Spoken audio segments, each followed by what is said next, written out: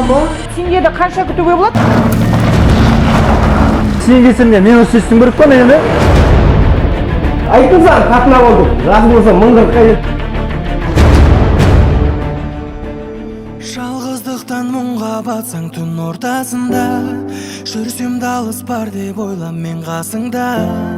Күрсінгенде көңілің сенің тек жасыма, алаңдама бармын мен жаныңда. Я, бірақ бұл жолы комплимент етпей қойыңызшы. Жарик. Хотя есіміңізді айтып кетсеңізші. Бақ тұрса да, күрсінбесін көңілің сенің уайымдама. Жігіттер, біз тұрып жатқан сериалды халыққа қалай көрсетеміз? Жәке, ол оп-оңай ғой. Давай битик.